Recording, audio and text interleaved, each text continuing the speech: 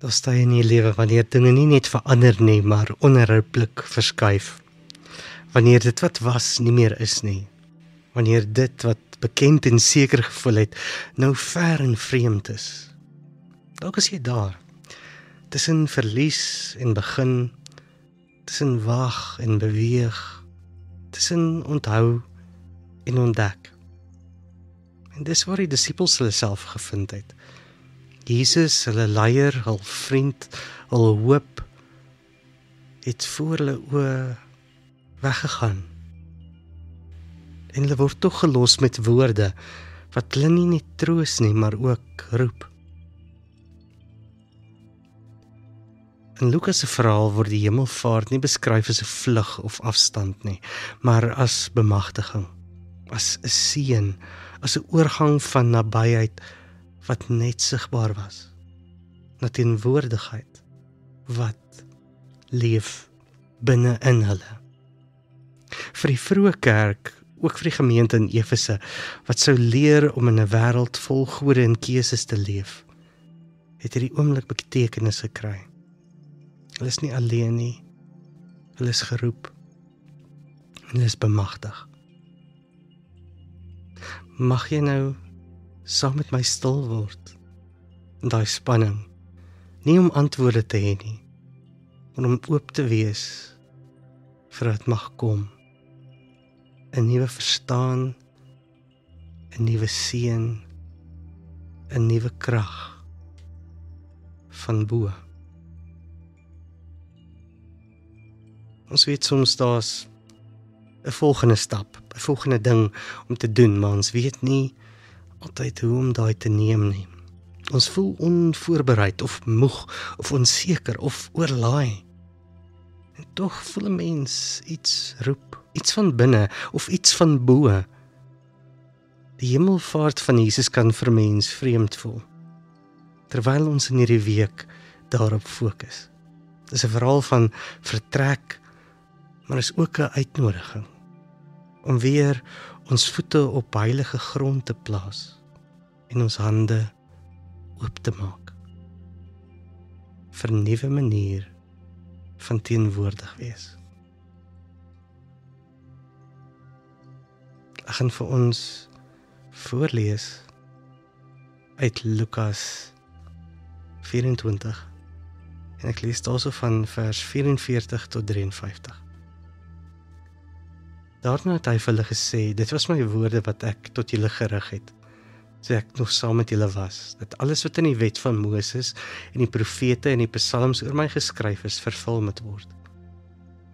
Daarop het hy hulle verstand daarvoor geopen, om die skrifte te verstaan, vir hulle gesê, so staan daar geskryf, dat die Christus moet ly, en op die 3de dag uit die dood opstaan, en dat in sy naam bekering tot die vergewing van sondes, aan alle nasies verkondig moet word. Julle moet by Jerusalem begin, en die getuies van hierdie dinge wees. En kyk, ek sal belofte van my Vader na julle stuur, maar bly julle in die stad, tot julle met krag uit die hoogte toegerus word. Daarna het Jesus hulle uit die stad gelei, tot by Betanië. Hy het sy hande opgehef en hulle geseën.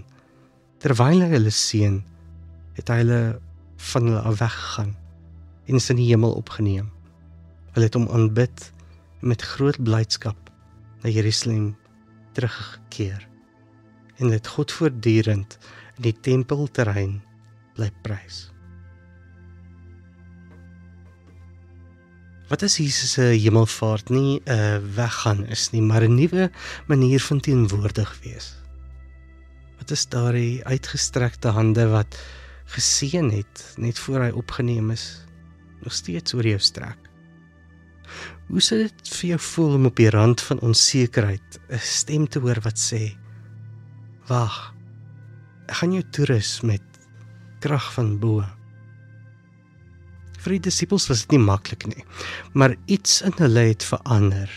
Hulle het aanbid en met blydskap teruggekeer. Wat is geloof nie beteken dat jy moet weet wat volgende is nie, maar net dat jy bly. Wag, aanbid, vertrou. In Efese, jare later, sê hierdie kerk hierdie verhaal as bemagtiging hoor.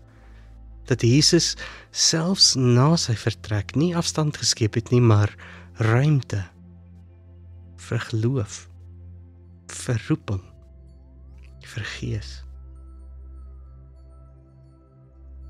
Kom ons kyk na die volgende vraag. Waar in jou lewe het iets verander, sonder dat jy kans gehad het om daarvoor voor te berei? Wat voel jy is van jou weggeneem en wat mag dalk aan jou gegee wees sonder dat jy dit nog kan sien? En wat beteken dit vir jou om te wag op krag van bo? Kom ons neem 'n oomblik vir stilte en gebed.